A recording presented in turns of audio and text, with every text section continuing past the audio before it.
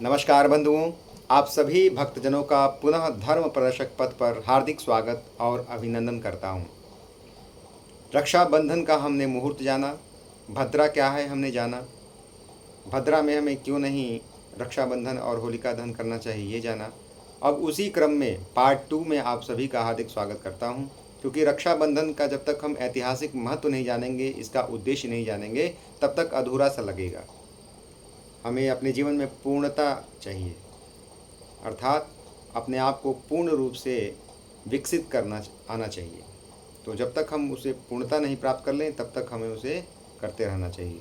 तो रक्षाबंधन रक्षाबंधन रक्षाबंधन या रक्षा सूत्र, सूत्र एक धागा भी होता है और सूत्र सिद्धांत भी होता है।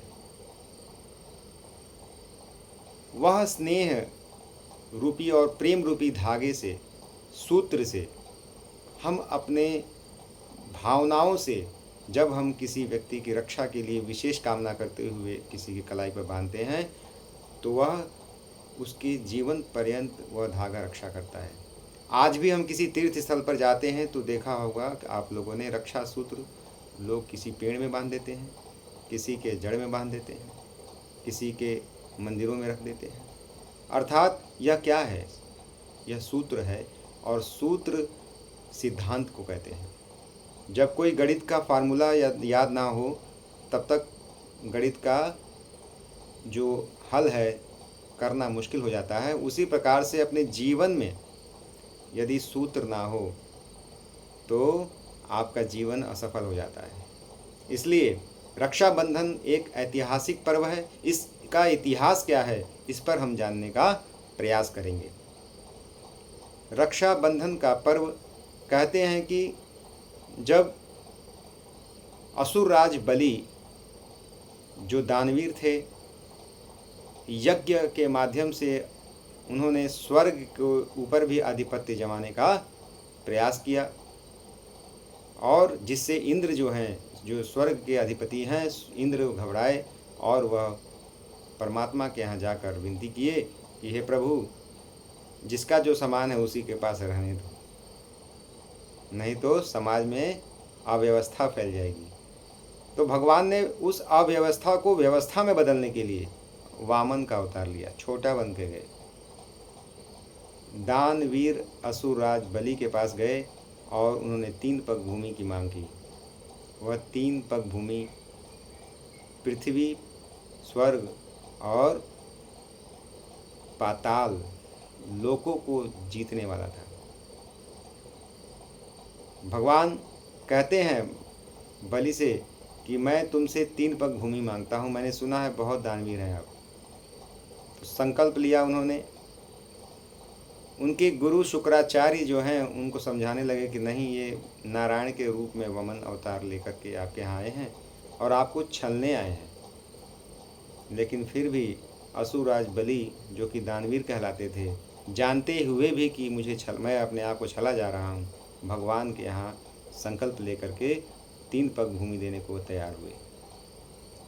पहले पग में उन्होंने पूरे संपूर्ण भूलोक को जीता, दूसरे पग में उन्होंने ऊपर के जितने भी स्वर्ग लोक को जीता, तीसरा कुछ बचा ही नहीं। तो असुरराज बलि कहते हैं कि अपना सर उन्होंने भगवान के चरणों के नीचे रख दिया। मित्रों, अपने जीवन में अहंकार जिसके अंदर आ जाता है, अर्थात प्रभु के चरणों से जो ज़्यादा ऊपर उठ जाता है, वह नष्ट के समान है। वह जीता तो है लेकिन वह असुर है।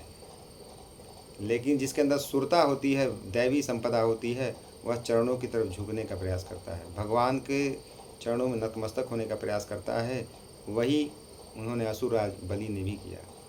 अंत में उन्होंने अपना सर रख दिया कि आइए, अपना तीसरा जो पग लेना था आपको, आप तीसरा पग अपना मेरे सर पे रखिए, यही बचा है मेरे पास।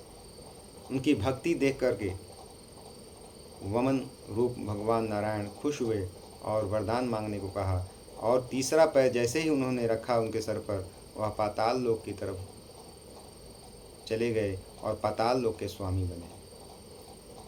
वर मांगने पर असुरराज बलि ने उन्हें कहा कि आप मेरे द्वारपाल अर्थात मेरी रक्षा करने के लिए हमेशा मेरे साथ रहिए। चूँकि भगवान वचनबद्ध थे, वरदान दिए थे तो देना ही पड़ेगा। अब वहाँ पर भगवान वमन रूप के रूप में नारायण जाकर पाताल लोक में उनका द्वारपाल के रूप में खड़े हो गए। भगवान भक्तों के लिए क्या क्या नहीं करने को तैयार है। हमारे अंदर प्रेम हो, भावना हो, विश्वास हो, श्रद्धा हो, संकल्प दृढ़वान हो तो भगवान आपके चरणों के दास बनने के लिए तैयार है। आप लोगों से विनम्र निवेदन है कि ईश्वर को कभी मत भूलो। दो बातन को भूल मत, जो चाहे कल्याण, नारायण एक मौत को दूजे श्री भगवान। किसी भी पद को ही क्यों ना प्राप्त कर लो, लेकिन ईश्वर की शरणागति हमें अवश्य करनी चाहिए। और वही असुरराज बलि ने भी किया। वहाँ माता लक्ष्मी वैकुंठ धाम में अपने आप को अकेली महसूस करने लगीं। तब जाकर उन्हें ज्ञात हुआ कि असुरराज बलि ने उन्हें अपना द्वारपाल बना रखा है। तब वहाँ लक्ष्मी जी गईं और लक्ष्मी जी के आगमन होने पर उन्होंने एक रक्षा सूत्र बलि के हाथ में बांधा था और उस रक्षा सूत्र के बांधने पर भगवान नारायण की मुक्ति हुई। भगवान नारायण को उन्होंने वहाँ से मुक्त कराया और उन्होंने कहा कि यह रक्षा सूत्र नारायण सूत्र के समान है, आपकी हर समय रक्षा करेगा। यह रक्षा कवच है। उसी याद को स्मरण करने के लिए यह पर्व मनाया जाता है। दूसरी कथा आती है कि इंद्राणी जो इंद्र की पत्नी थी, इंद्र और जब असुरों में संग्राम हुआ तो देवताओं का जो शक्ति है क्षीण होने लगा और देवता परास्त होने लगे। जब इंद्राणी को पता चला, इंद्र की पत्नी शची को पता चला, तब उन्होंने देव गुरु बृहस्पति के यहाँ जाकर शरण ली और बृहस्पति जी ने उन्हें एक ऐसी शक्ति दी कि उन्होंने कहा कि इस सूत्र को आप बांध करके अपने इंद्र अर्थात पति को युद्ध के लिए तैयार करो, निश्चित रूप से उनकी विजय होगी। वैसा ही उन्होंने किया। रक्षाबंधन के श्रावण मास की पूर्णिमा तिथि पर विशेष लग्न शुभ मुहूर्त में उन्होंने रक्षा बांधा और रक्षा बांधने के बाद वह जाकर इंद्र जो है असुर पर विजय प्राप्त किए।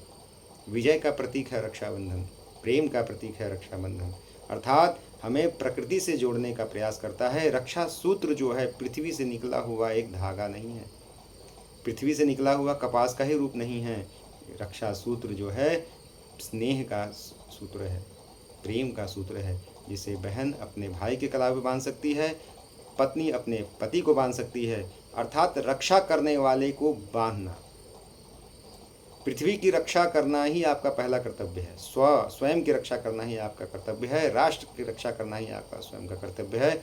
प्रायः पूर्व काल में भी पूर्वज हमारे पुरोहित जो होते थे अपने यजमान के कल्याण की रक्षा कलाई पर सूत्र बांधते थे कि हे प्रभु, और मंत्र क्या कहते थे कि ये न बद्धो बलि राजा दानवेंद्रो महाबल तेन त्वाम अनुबधनामि रक्षे माचल माचल।